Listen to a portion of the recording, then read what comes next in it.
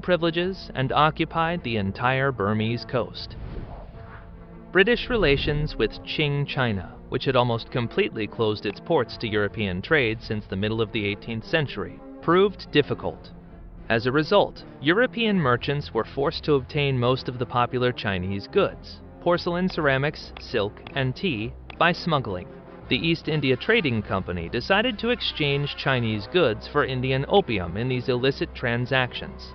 The massive distribution of this drug in China, with sales amounting to 308 tons in the early 19th century, prompted the Chinese authorities to expel English merchants completely and confiscate their property. First and foremost, of course, was the seizure of opium stocks. The British elite viewed this move as an unacceptable blow to their commercial interests and launched the first Opium War against China in 1842. The British landing force numbered around 8,000 people and inflicted severe defeats on the weak Chinese army, which was far inferior in armament and discipline to the Europeans, though numbered around 220,000 soldiers. During the confrontation, the British army destroyed the Chinese emperor's fleet, captured Guangzhou, Xiamen, Zhejiang province, and Shanghai, and threatened Beijing. The emperor surrendered and signed the Treaty of Nanjing, under which China paid $21 million, allowed British traders and their goods without restrictions, and ceded Hong Kong to Britain. On his first trip to the Southern Hemisphere, 1768 to 1771, James Cook explored the coasts of Australia and New Zealand. He declared these lands British possessions. In 1788, the first group of British colonists, most of whom were prisoners, landed in Sydney Harbour and founded the first British colony on the continent, New South Wales. This colony was later extended to all of eastern Australia and was used by Britain to exile prisoners and explore this strategically important continent.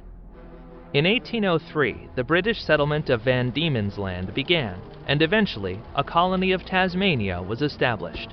The first colony in Western Australia, Swan River, was established in 1829.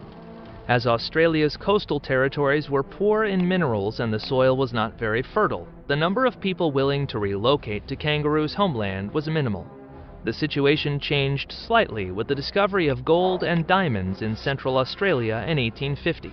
Since that time, the most profitable business for the Australian colonists has been the extraction of gold, sheep farming, and the harvesting of valuable wood. Part of the profit has traditionally gone to the budget of Great Britain.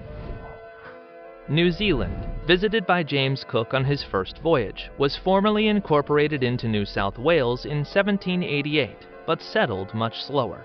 The reason for the slow European settlement of the islands was the militant Maori tribes, who had been known as fierce warriors and cannibals. In 1825, the New Zealand Company was established to purchase Maori land, colonize the islands, and establish Wellington and Nelson. The Treaty of Waitangi in 1840 gave white colonists the right to buy land from Maori, while the latter retained rights to their lands and accepted British sovereignty. However, the English sales terms differed from the Maori sales terms in the text.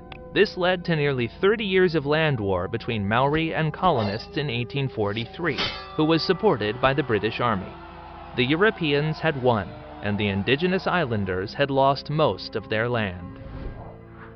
Thanks to its strong navy, professional disciplined army, skillful business initiatives, and successful diplomacy, Great Britain managed to seize a huge amount of land on all continents except Antarctica.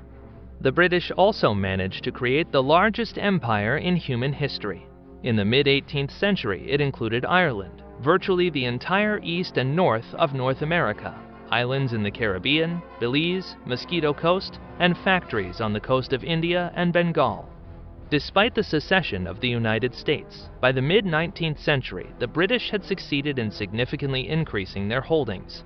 Now, apart from Ireland, Canada, islands in the Caribbean, Belize, and the Mosquito Coast, the British colonial empire included British Guiana, the Cape Colony, all of India, Sri Lanka, Burma's coastline, the Malay Island, Australia, and New Zealand.